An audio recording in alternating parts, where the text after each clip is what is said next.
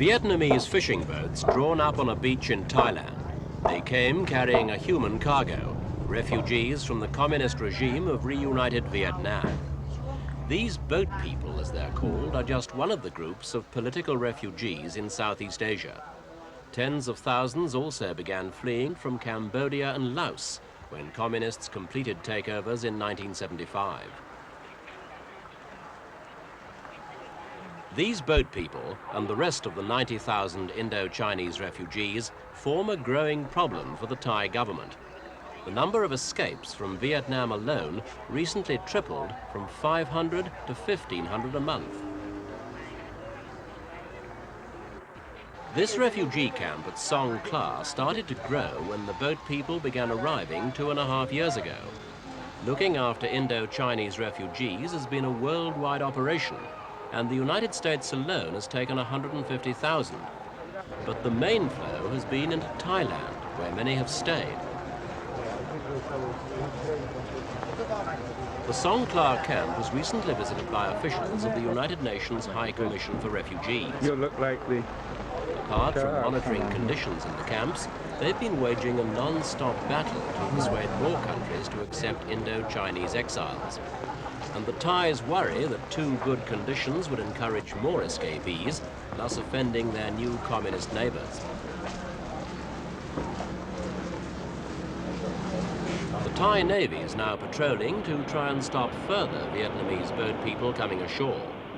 The determination of the refugees can be judged from the fact that they've braved a 400-mile voyage in frail fishing boats to reach Thai waters. This is the life in Vietnam that the boat people are fleeing. Who are they, and what makes them so determined to leave? They're mainly those who enjoyed a high standard of living by serving the old regime. For the communist masters of reunited Vietnam have done more than strip the former Saigon elite of their wealth and power. Many have been sent into the countryside to become agricultural laborers. These professional people as volunteers would offer to spend 6 months in the fields as unpaid workers and be politically re-educated at the same time.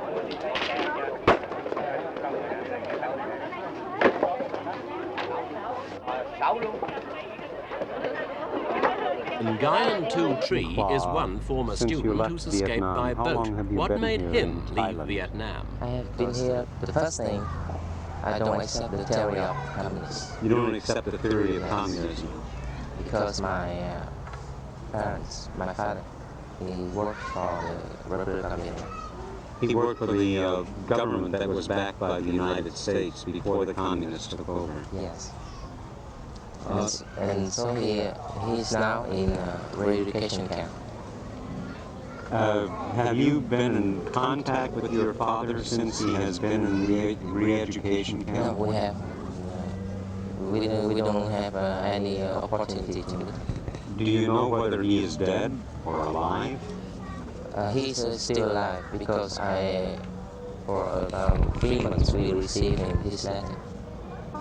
As a move to deter potential refugees, the government has moved the latest arrivals to a less hospitable camp. They had arrived after a government statement that no more boat people would be admitted. The government maintains these people have never officially entered the country, and that as far as Thailand is concerned, they're still aboard their boats. So the UN Refugee Agency has no power to intervene. Since the refugees don't officially exist, local authorities can't ask for cash from Bangkok to support them. Camp conditions appear rough, but the refugees claim it's better than being towed back to sea. What would they do then? And where do they want to end up eventually, we asked Tree. I hope to go to USA, America. Oh, why do you hope to go to the United States? Because I have a distant relative there. Because you have relatives there. Do you think it would be better for your education to go to the United States than, for example, to go to France? No, I don't think so. You don't think so? Yeah. What about staying in Thailand? Oh, it's pretty hard. Pretty hard. Since you have been here for 6 months, Have the Thais, how have they treated you? Have they been good to you, or not good, or not bad? Oh, I think just if you make mistake, they sometimes can beat you. And what kind of mistakes?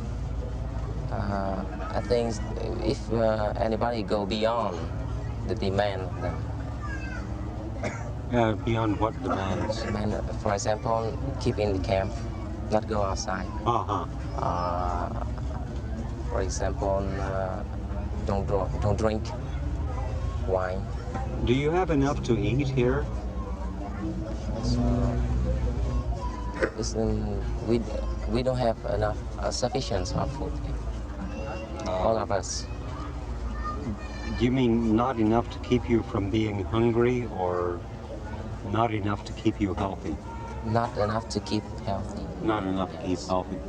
If the Thai government comes to you and says, okay, you should go back to Vietnam, now get on that boat and go, what would you do? I would try to go another country. You would try to go to another Yes. country. But how far could they get in these boats? Their best hope would appear to be getting picked up by a passing merchant ship, though there have been reports of vessels ignoring refugee boats in distress. Any captain who does pick up the human flotsam of the Indo-Chinese conflict takes the risk of being unable to put them ashore, for so far, few governments have accepted them.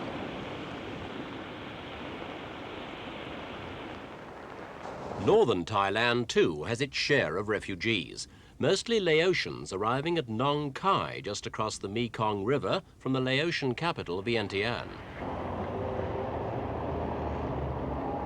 Since 1975, when the communist Pathet Lao took over, Vientiane has been under rigorous discipline. The new regime has purged the city of its Western influences. Anti-capitalist posters like this have appeared in the streets as part of a campaign to suppress crime, drug addiction, and prostitution. For most Laotians, times are hard. The country cannot feed itself, and queues still form frequently outside the sparsely supplied shops, despite the resumption of food imports from Thailand. The border between the two countries was closed for several months after the communist takeover, but it's now been reopened. The effect of the shortages has been to send prices soaring way beyond the average salaries, which are equivalent to only $4 a month. Failure of the rice crop and drought early this year also threaten Laos with famine next year if external aid is not given.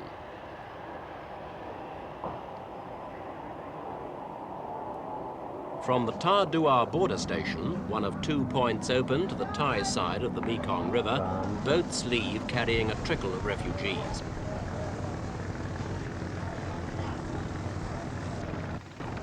The Laotian government's not discouraged the exodus as long as the refugees leave all their valuables behind. It's a sacrifice many have already made, for about 70,000 of the 90,000 refugees in Thailand today are Laotians.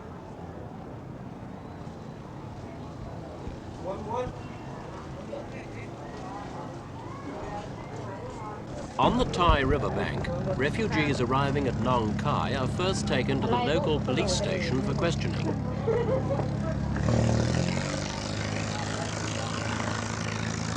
The purpose of the interrogation is to sort out political refugees from economic ones. The distinction's important because Thailand will accept those fleeing for political reasons, but not those whose case rests only on economic hardship. So clearly, the answers given to police questions are vital to the refugees' futures.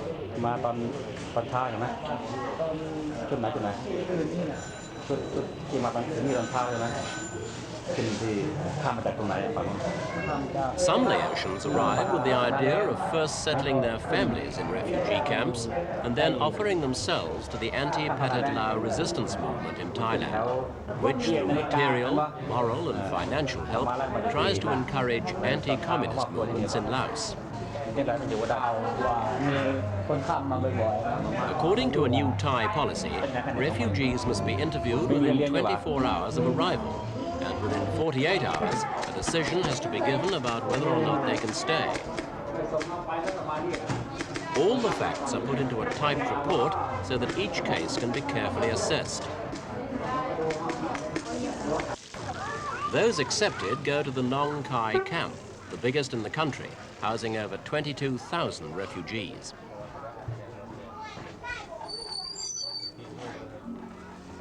Numbers have risen so rapidly here in recent months that money handouts to buy food have had to be cut by 20%.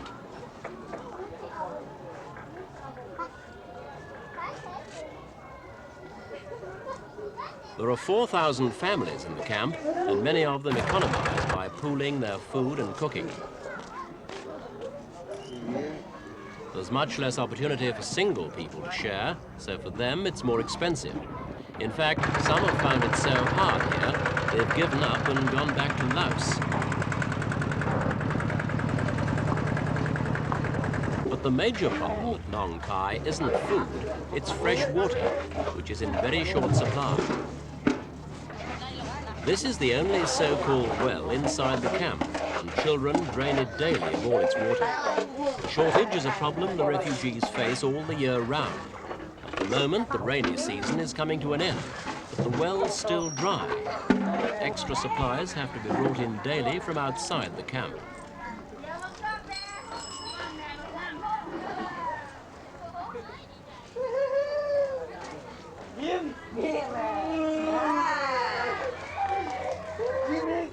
This water isn't free. It has to be bought out of the same cash handouts that the refugees use to pay for their food. Some refugees are even less lucky, those not covered by the definition political refugee. They're regarded as illegal immigrants and are put in jail before being returned later to their own country. At least 3 Laotian army pilots who defected to Thailand, for instance, were charged with illegal entry. Such action is thought to be another example of the way the Thai government is trying to jolt other countries into accepting more of the refugees themselves.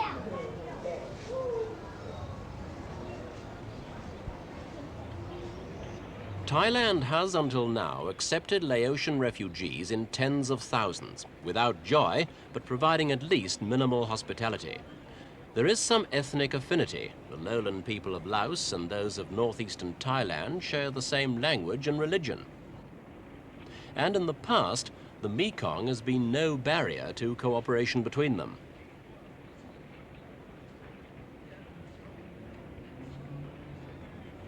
The total of Indo-Chinese refugees is threateningly close to what the government has stated is a crisis threshold of 100,000.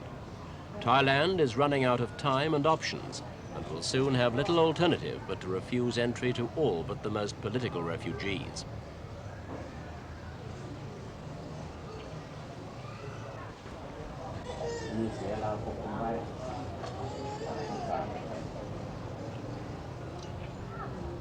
With no sign of a slackening in the flow, the sufferings of all, whether from Laos or Vietnam, seem likely to continue.